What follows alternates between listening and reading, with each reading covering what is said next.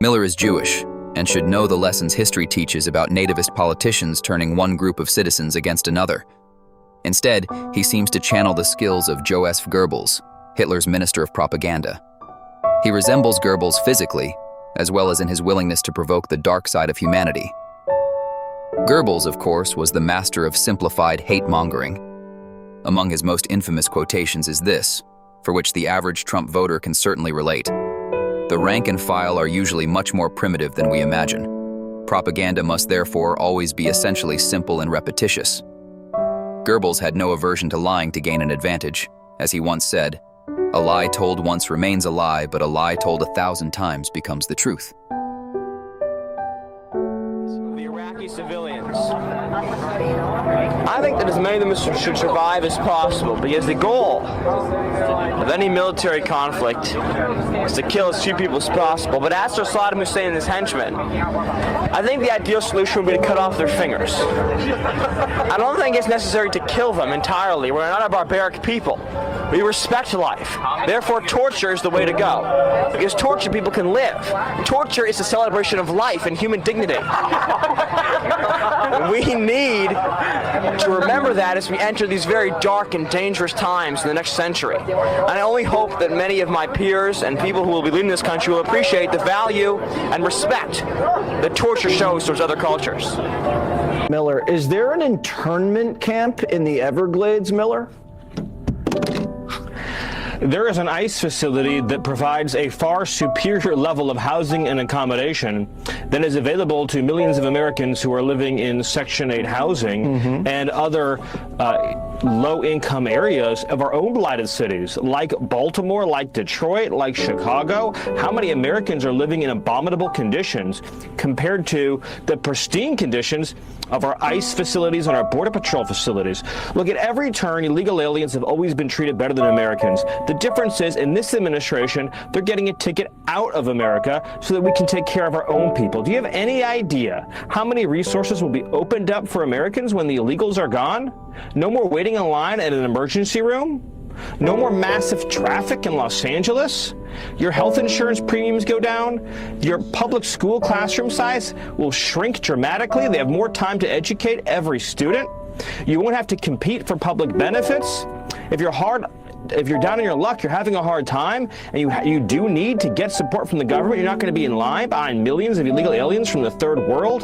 This is going to be such a gift to the quality of life of everyday Americans, Jesse.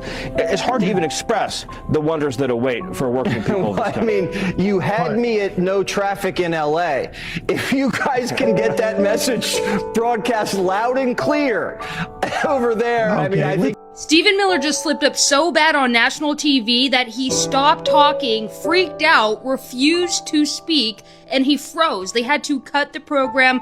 Take a look. You've called the district judge's ruling blocking the deployment of National Guard in Oregon legal insurrection. Does the administration still plan to abide by that ruling? Under Title 10 of the U.S. Code, the president has plenary authority. Stephen? Stephen? Hey, Stephen, can you hear me? It seemed, Stephen, I apologize. That man looked scared shitless because you just know someone is in his ear being like, what the fuck did you just say? Did you seriously just say that on TV? So he stopped speaking. He doesn't know what to do. At this moment, the guy is his fucking pants. Now, plenary authority, for those of you who don't know, it means complete, uncontrolled, and unchecked power, and he's stating that under Title 10, that's what the president has. That's simply not true.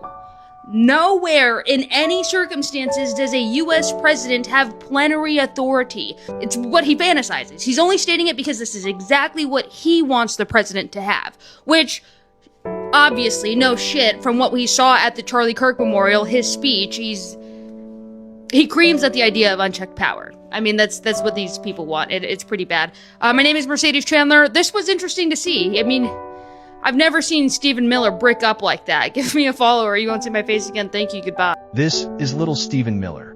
Stephen Miller is the Trump administration's chief architect of cruelty by policy, a privileged ideologue who turned grievance into governance, wrote the harshest immigration measures, and treated human suffering like a talking point. A spoiled rich kid who found power not in ideas, but in punishment. Actually make the year better, but I will. And here's how. I will say and I will do things that no one else in their right mind would say or do. Let me give you an example. Am I the only one who is sick and tired of being told to pick up my trash? We have plenty of janitors. That's right. You're gonna get a whole year of that. Thank you, Steven. Thanks, It's Steven, my husband. This is crazy.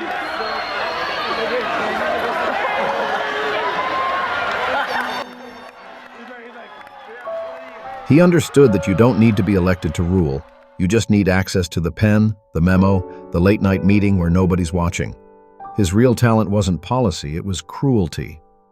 Finding bureaucratic choke points where suffering could be maximized, normalized, and then defended with a straight face. Courts slowed him down. Congress annoyed him. The Constitution inconvenienced him. But none of that stopped the impulse, the sick desire, the need. Miller perfected a colder kind of cruelty, the administrative kind, where suffering is laundered through paperwork and called process. He didn't need to shout or threaten. He just tightened rules until families cracked, then shrugged and blamed the system. Children in cages became deterrents.